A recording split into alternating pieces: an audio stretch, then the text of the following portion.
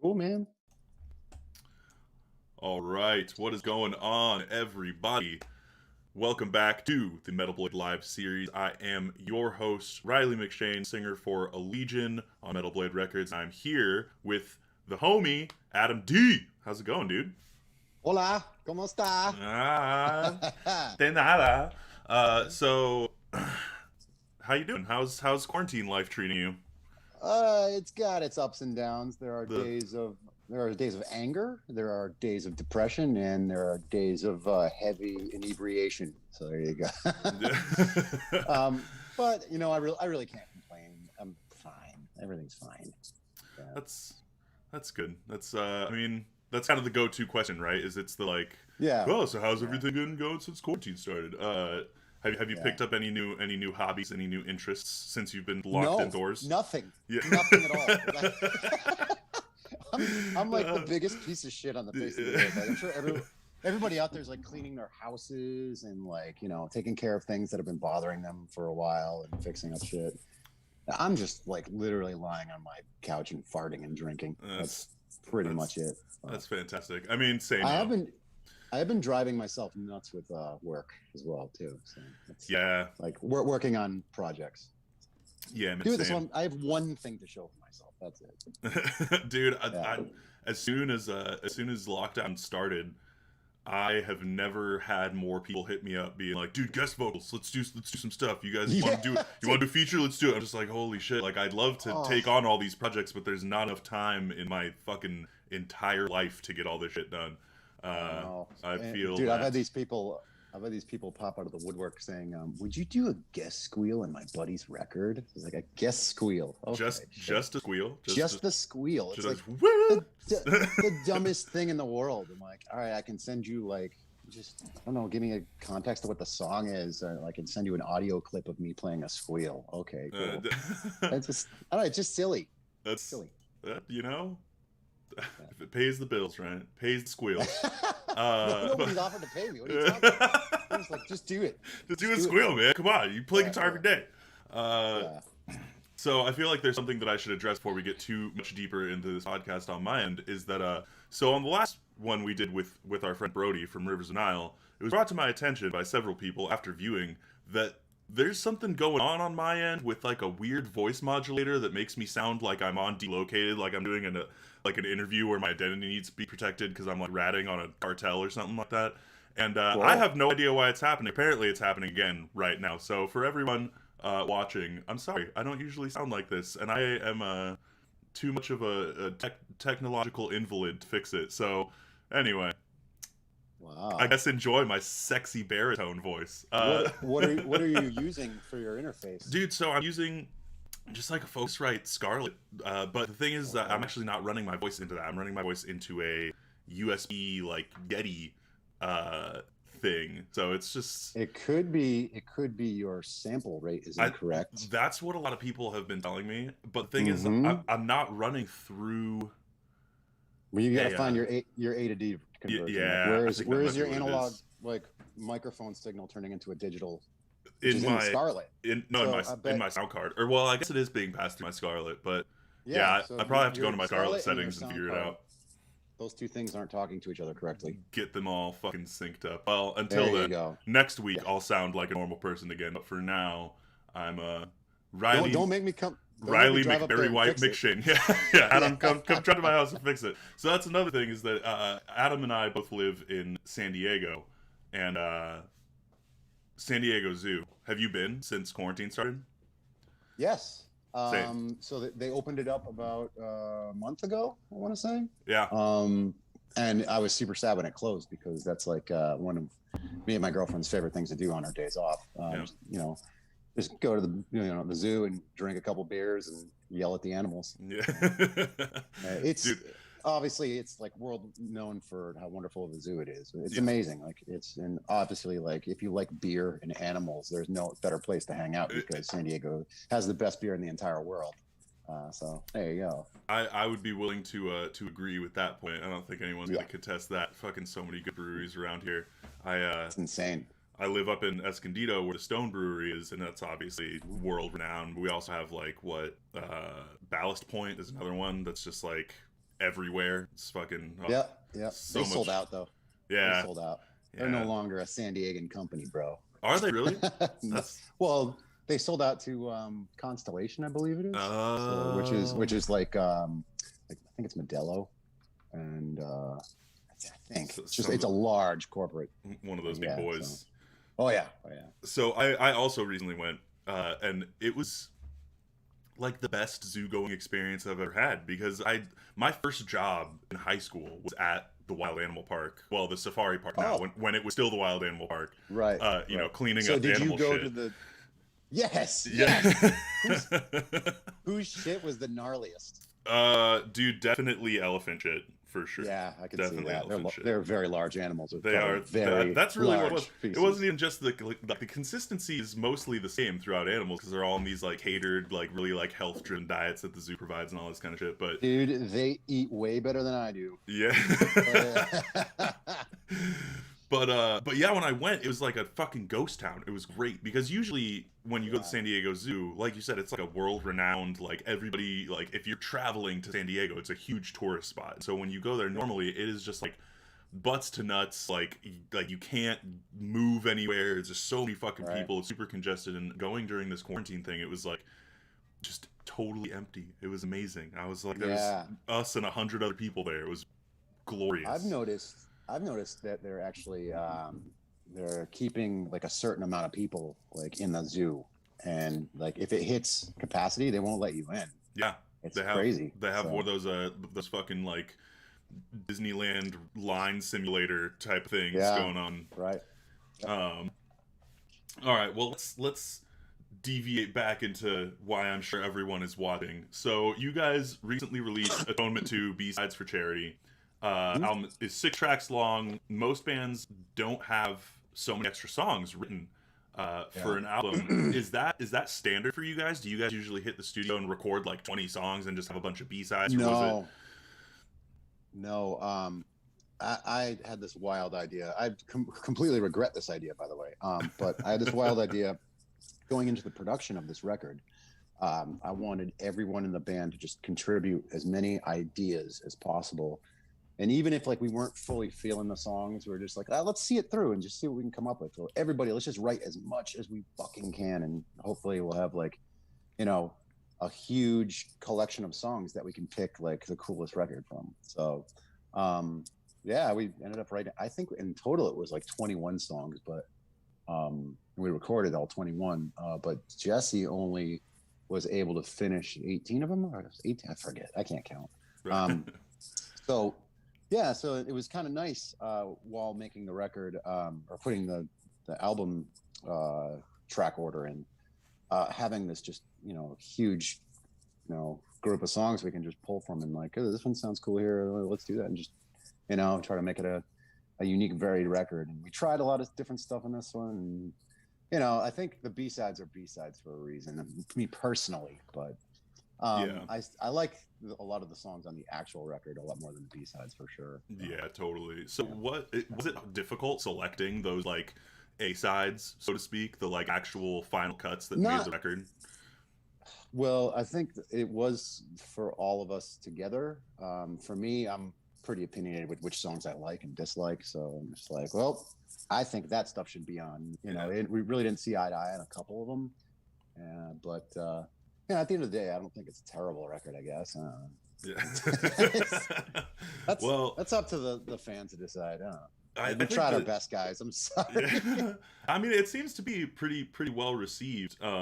Another thing that you guys did that was you know, recently well received was the acoustic version of We Carry On.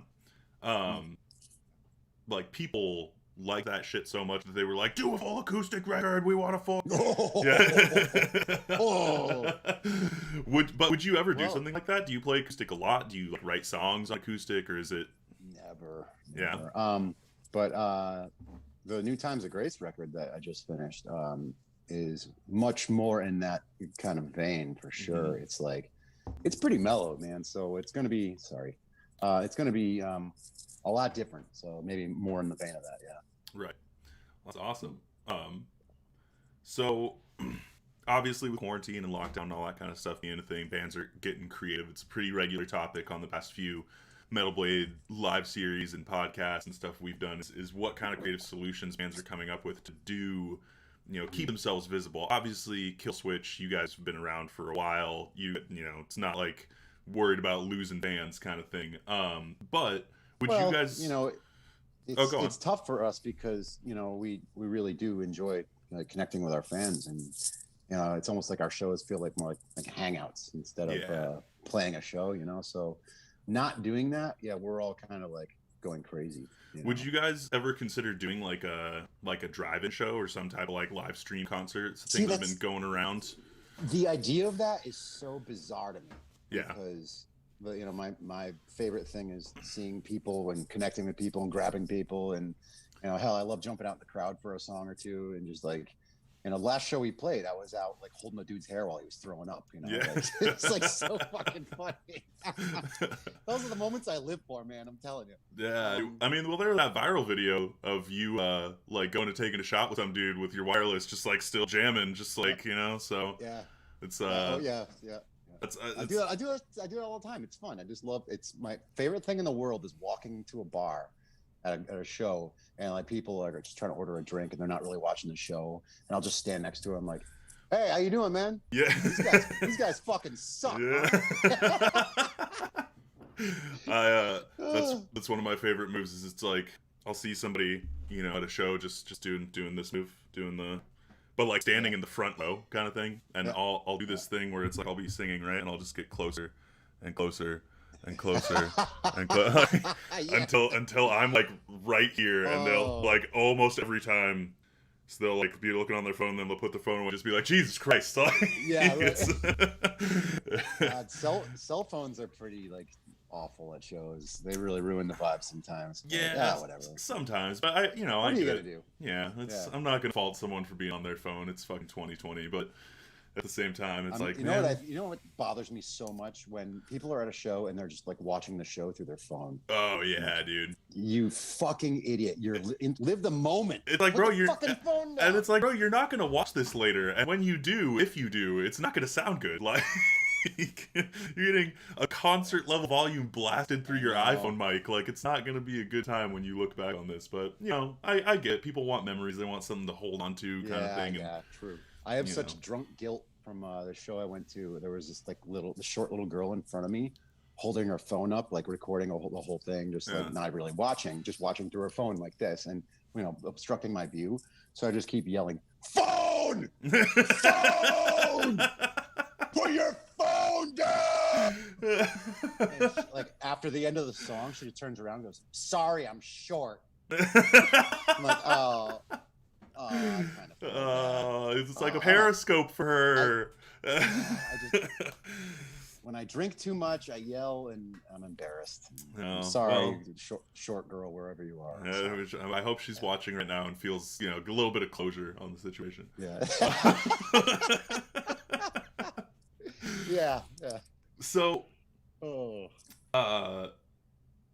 speaking of being on stage and being drunk, music, especially metal, is just filled with people trying to like look super cool and look super tough on stage, and you've kind of always taken like the opposite approach to that, of just like being hilarious. I'm like a punk frat kid. So how did that come about? How did your stage persona kind of manifest itself over time? It's my personality. It's just who I am. Yeah. That and like, it's like, I believe the music industry is just filled with stupid egos and attitudes a lot, so I feel like if people do it for the love of the music, they don't need to act like dicks and be like, check me out, it's all about me, it's me, check me out, No, I guess you need to kind of have that attitude sometimes, especially if you're a front man, but it's about the music, it's about having a good time, and like, I just like to spread good vibes, man. Get out on the stage, and people are there to let loose and have a couple drinks, and just have a good time, and like just spread that feeling, man. I've always been a super firm believer that like you should take what you do seriously, but you should never take yourself seriously. Like, exactly. That's exactly, yeah. And like, don't get me wrong, I'm very serious in a lot of specific situations, but man, it's a live show. Like, let's just Yeah. tear it up. Let's all get drunk together and yell. Hell You know? yeah. So, you know, as I mentioned a little bit earlier, Killswitch has been around for a while, obviously. Like Look at all these gray hairs, bro. 20 years, man. 20, it's a good run. So if you could pick up the old fucking time phone and call Adam from 2000, is there any advice, any piece of... I always feel weird asking this question to people who are like successful, because it's like, clearly you made the right moves. Like, but is there anything, any piece of advice that you would give yourself if you could talk to Adam from 2000? Write better songs. Yeah. No, man, I feel like everything happens for a reason. And, you know, we obviously, you know, believe it or not, we tried our best to work hard and make the best music we possibly could. So that's all you can really say, you know, like as long as you try your hardest, you know? Yeah, absolutely. I think that, you know, and that speaks volumes, you know what I mean? I think that having that work ethic, especially in metal, is, you know, something that you really need, you know what I mean? Like metal. Oh, absolutely. If you're in a metal band, you gotta hustle your ass off, man. Yeah, like I feel bad for all the young kids nowadays. Like there's like, hell, when we were coming up, we weren't really selling records, you know, like our first, you know, few records sold pretty well, but now like nobody buys records anymore. So it's like that revenue, your revenue streams, and if you're in a band, are just like, they're so different nowadays, and it takes a lot of hard work and just a lot of determination. Yeah, there was a headline recently that I saw earlier this week, I want to say, where it was like, Metallica's Black Album, you know, comes back into circulation on Billboard after selling 5,000 copies this week, like selling more copies than, like, you know, all these like premier bands right now.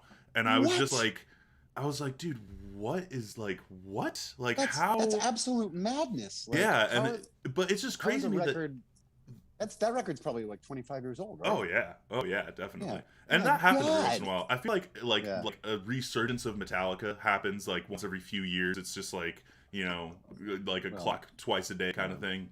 And and obviously they fucking deserve it, because they're one of the greatest metal bands of all time, in my opinion. Yeah, absolutely. But it's just crazy to me that it's like they listed a ton of the bands on that article that, like, you know, are big bands, you know what I mean? Like bands you know just by being a fan in 2020. And it's just crazy to me that it's like 5,000 copies is this like kind of big deal, you know what I mean? Like it's just really telling of how people buy records these days. And yeah, like you said, these younger bands that are kind of struggling, it's it's a lot more work than it used to be. That's for sure. Especially now, after all this COVID nonsense, like what's the state of like live shows going to be like after we get back to it? Like what kind of tours are those bands going to be up for? Like what kind of venues are we talking even? Like, you know, it's just all these mom and pop, the smaller venues that are like the lifeblood of bands like that. They might be closing, man. It's Dude, like insane to think about. There's already been a ton of them that have shut doors. It's fucking wild. Sad. It really That's is, how man. I grew up, man. I love going to small clubs and just, you know, just dirty ass clubs. It's, like, it's a vibe, man. And like, you know, that's all that might be going away. A lot of it, at least. It'll be interesting to see how the industry kind of reset itself. I mean, if there's one thing to be said about metalheads in the metal community, is that the tenacity is there. You know what I mean? Like, we'll never stop doing what we're doing. It seems like this is like one of the only genres that's like bulletproof, because people love metal. Yep. You know, like metal fans are metal fans. You know, they're tried and true, man. Best fans in the world, man. Could not ask to be part of better community. So speaking of the community, a lot of fans are asking for a Times of Grace update from you. Are you down to give one of those real quick? Absolutely. Thanks for asking, guys. No, I am really excited about that project, just because it's such a different like creative outlet for me. You know, like I was saying, it's like there's some pretty mellow vibes on that record for sure, and it's definitely one of the darkest thing I've ever written topically. And like I was saying, I finished it up a little while ago, and we are now talking to labels about putting it out. I got a whole game plan. Like, hopefully we get enough tour support from a label so we can get out and do some tours with it. And just yeah, it's just really slow going right now with all of the talking to music industry folks and stuff like that, just because nothing's really moving right now. It's just, there's no real hurry, I guess. I know we'd love to get the music to people, obviously, but I guess when it's deemed the right time, we'll get it out as soon as possible. So well, just be patient, guys. I'm sorry. Well, speaking of other non-Killswitch projects, because you and I are both men of many projects, a man of similar taste and culture. So Metal Blade fans are demanding another Serpentine Dominion album. Are there any hints on that one, or do you have any other collab projects in the work that you want to kind of mention? Or well, right now I'm beginning to write music for someone. I probably really shouldn't say anything right now, but I've got some things in the works with another singer-songwriter out there. Nice. And I've written like a couple ideas for Serpentine. Like, I really do want to do another record. So I think Shannon's actually playing drums again too, so that would be fun to get him back on a project. He's great, man. He's so talented. Yeah, so it'd be a lot of fun. I'd love to do another record. And of course, I think the world of George. He's like, Corpsey's the best, man. Not only is he like the best singer in death metal, but like he's like the best guy. Yeah. So it's just, I like hanging out with him. It's just like, I'll make a record just to hang out with George. So. Yeah, man. When I found out that he was such a big nerd, a video game nerd, because that's like, oh god, he's got a World of Warcraft tattoo. Dude, it's so sick. Like, that's like literally all of my tattoos. Well, most of them are all video game shit. Like, I'm a huge video game nerd. I'm working on a video game publishing company right now. Like, it's my other passion other than music. So it's like, sick. When I find out that there's these other dudes that I've looked up to for like my whole life, that are also just big giant nerds. Like, I see him buying his daughter all kinds of like Hatsune Miku shit, and I'm just like, dude, like, I would love to be a fly on the wall seeing the face on the fucking UPS delivery driver delivering a bunch of just like little girl weeb stuff to Corpse Grinder's house. Like, it's beautiful. Thanks, I love So yeah. Oh, he's a family man. His family's so sweet, man. Yeah, he's I have not had the pleasure of meeting him yet, but I want to get him on this thing and try to not just like cream my jeans fucking fangirling over this dude, but we'll try. Legendary, man. He's a legend. So I'm gonna talk about this elephant in the room here. So you have a pretty majestic beard going on right now. Yes. I haven't. The story behind this thing is it's my silent protest of not being able to do my job. Yeah. So I stopped shaving on March 13th when we got sent home from our U.S. tour. We played 2 shows, one in Cleveland and one in Grand Rapids, which is where I was, hanging out with that dude throwing up in the trash can. And then, the next day, they're just like, Live Nation shutting everything down, man. Like, all the shows are getting canceled one after another. So we got to book some flights and get the hell home. I'm like, oh, shit. Fuck, and I was man. like, yeah. And I was like, oh, fuck. I give up. I'm not going to shave or nothing. I don't give a fuck it. So this is it. Yeah, there you go. This is my COVID-19 beard right here. And so you're not going to shave it till it's all done? Not going to... Until we get our shows back, man. Yeah. Well, here's to hoping you don't look like Cousin It by the end of everything, Mr. Like I probably will. The newest member of ZZ Top. Oh man. So, another thing that people have obviously, created a lot of buzz around in your guys' career is your Holy Diver cover. Do you guys have any thoughts of doing any other covers videos in that same kind of vein? I know that a lot of bands have been releasing, in lieu of touring and being able to like release things on a schedule, they've been kind of doing these like at-home cover songs. Have you guys discussed any kind of, doing more covers, doing more stuff like that in the downtime? Not at all. not at all. Yeah. The one thing we thought about doing was maybe it's so tough because we live so far away though. Like doing a live stream maybe. Yeah. But even that, like that's difficult for me now because if I were to go to Massachusetts, they have a 14-day quarantine period. Oh shit. So it's like, oh God. So I'd have to go there and like hang out in my parents' basement for 2 weeks. That sucks. Yeah, I don't want to freaking do that. No. That's pretty rough. No. You know, my parents are really nice people, but I don't want to hang out with them for 2 weeks. Yeah. Love you, Mom. Love you, Dad. So you know, it's just things are really difficult right now. I live across the country from everybody else. So yeah. That's been Justin's down in Florida, so yeah, which is another great COVID spot right now. So yeah. Okay, so Josta said, Adam, you had a chance to buy Dio's stage dragon and you blew it.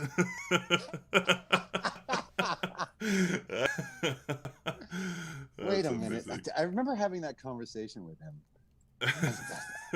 I forget exactly what it was, but wasn't right. No, get out of there. That's pretty. If that were true, it's pretty damn funny.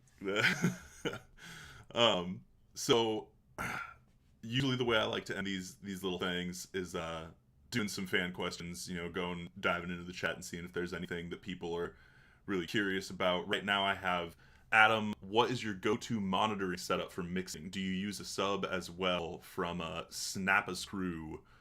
I'm in hell with my monitor mixing right now. I don't know what the hell I like. I need to be using a sub because I screwed up all the low end in the Times of Grace record at first. So I just listen to it on as many on as many fucking systems as I can. I can't talk today. Oh, yeah. The hangover's still hanging on. Oh yeah. But no, just testing mixes out on as many systems as possible. I think that's really the best way to do it. But you know, obviously, a sub is important if you're using, you know, speakers of a small dimension, or like the dimensions of your room aren't, you know, really helping out with the low end. So yeah, just use your best judgment, I guess. Yeah, man. I've pretty much switched exclusively over to reference headphones for when I have to mix stuff down for like shit that I'm doing at home, just because it's like, you guys can't see my room because I have this background, but it's all like, you know, like tile floors and a big like mirror closet kind of thing, and just even if I could treat this room, it would be such a nightmare. So it's just become, all of those things are not conducive to nice mix. Not mix a good room. mix. Maybe if I was making black metal, I'd make it sound great, you know. But all parallel surfaces. Yeah. Too, right? Yeah. So another question: can you put the Framus Dragon versus Framus Cobra debate to rest? Which did you use on the End of Heartache album? Funny story. Oh, this is a good one. We used the Framus Dragon for most of the record, and I don't know if this has ever been talked about before. Let's go. So if you really want to get that nerdy on guitar tone on that record, go back and listen to the Rosa Sharon song. That's the only one we used the Cobra on because the Dragon blew up. So yeah, so Dragon just stopped working, and we still had to track the guitars for that song, so we used the Cobra for that song. So there you go. There you go. Put to bed.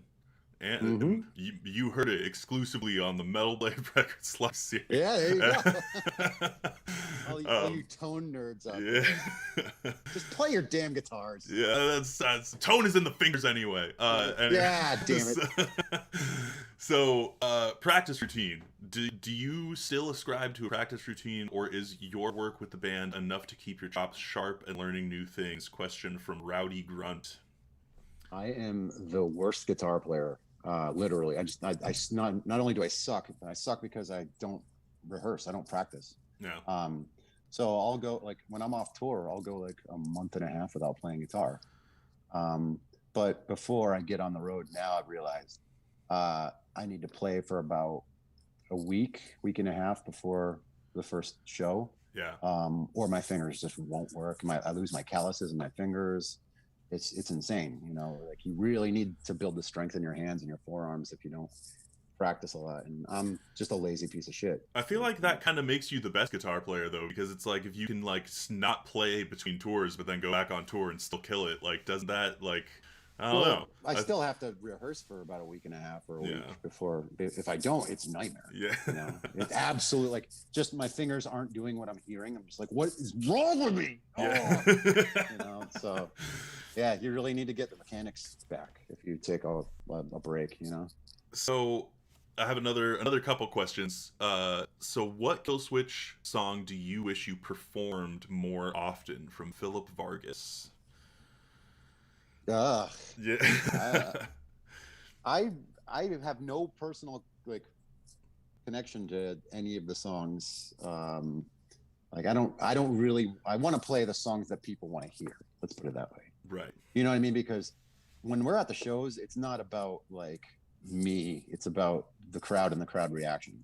For me, you know, like I judge the shows by like obviously like how well we play together, but also like the crowd's reaction. So whatever the crowd wants to hear is the song that I want to hear. That's it. You know? That's such a good approach, man. Because there's so it's many important. bands that you have to think like that, though. You know, and like I said, when we play shows, it's like it's a hangout. It's not all about us. It's about the show and people there. It's, you know, people get super attached to the music that they make, and you know, we had a guest on a podcast not so long ago that kind of presented this outlook where he was like, look, like once I release that record, like it's not mine anymore.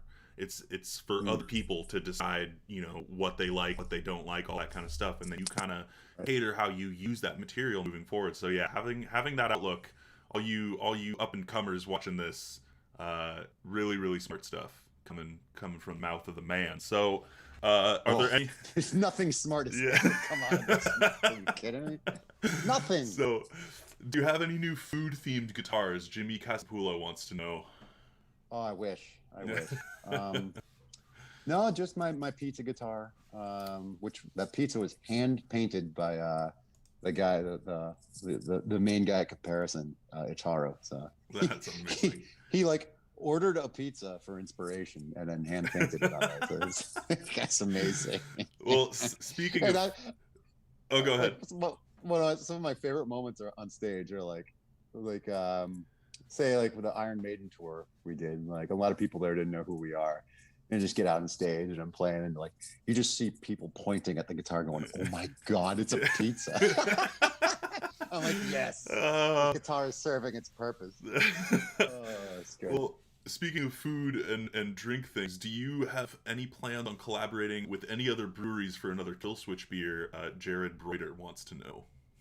I would love to. I'm still kind of getting my feet about me with the whole brewing thing. I'm home brewing. I guess there you go. There's something I've actually been doing a little bit more now that I have all this time. Right. I'm home brewing, so I'm getting better, but I still need like a certain level of confidence to be able to like really jump in and do a full collaboration and do a recipe right with somebody. Totally. From Forever in the Past, they want to know, do you think you guys will bring Howard Jones to guest in the future albums, even Times of Grace like you did in The Signal Fire? Well, I don't know. It's always, you know, there. The option's always there, obviously. We still love Howard. Howard's a great friend. And we're really looking forward to that tour that we had to leave. Like, just being able to hang out with Howard every day, you know, and like, you know, he can sing Signal Fire with us on stage, and it's so much fun. But I don't know. There's never really any plans to have anybody on the record, and it just, you know, it came up on a whim. They're like, oh, let's just do that. Yeah. Like, cool. That's always like always the the Chuck Billy thing. Yeah, the Chuck Billy thing was so cool too. You know, like we mentioned it. Like me and, you know, Joel were talking about it, like, what if we got Chuck Billy to sing on this song? Like, okay, let's try. And couldn't believe Chuck was like, okay, all right, yeah. It's fucking rad. Yeah, it always kind of happens that way, man. It's never, I feel like guest features are never super like, you have to get this person and it has to be for this song. It's like, it's always just kind of like, oh, what if we got this guy? And then, you know, it happens or it doesn't. But that's super cool. Well, I will let you go. I've had you on here for about 40 minutes now, but one last question from Matt Lukes. Are there any new bands that you are excited for? Any new bands that I'm excited for? So this, I'm friends with a brewer down here, and he had me listen to the new Imperial Triumphant. Oh, so sick. I was like, holy fucking shit, what the hell is going on here? This is insanity. Like, I like that style of metal. Like, it's almost like that gore guts kind of like crazy, like wicked, doomy, dirty, like what the fuck? So I'm into that right now. That was like a refreshing thing to hear, you know, just like how crazy and fucked up that is. So yeah, Imperial Triumphant fucking rules. I feel like the only other band that really does that kind of thing nowadays is like that new Ulcerate record, Stare Into Death and Be Still, is another similar kind of vibe going on. Obviously kind of different styles of music, but it brings that same kind of energy, that just like raw fucking just like dirty metal. And it's fucking great, man. I'm loving seeing more of that kind of come back into circulation. Yeah, it's a really, really neat sound, man. I dig that. You know, I think, you know, there's a lot of polished sounding metal out there, like, you know, perfectly written metal songs, that kind of stuff. So to hear things like so chaotic and almost just like, you know, just nasty and wrong, but on purpose. You know what I mean? Like it's like cacophonous at times. You know what I mean? It's like cool. Stressful to listen to sometimes. Yeah. That's I love that shit though, man. Like that. Me too. It's just like, bro, I'm not fucking stressed out enough. You know? Well, Adam, dude, thank you so much for hanging out with us today. We really appreciate it over here at Metal Blade. Is there anything else you want to mention before we sign off? Anything you want to give a shout out to? Anything you're doing in the works? I just always want to say thank you to all the fans, and can't wait to play shows again. We really freaking miss all of our fans, and just I just want to go back. I want to play. Miss you guys, and thank you for your continued support of our stupid band. Hell yes. All right. Well, thank you all so much for watching and for all of the questions and comments. Until next time, I'm Ryan McShane, host of the Metal Blade Live Series, singer for Legion, here with Adam D of Killswitch Engage, and we will see y'all next time.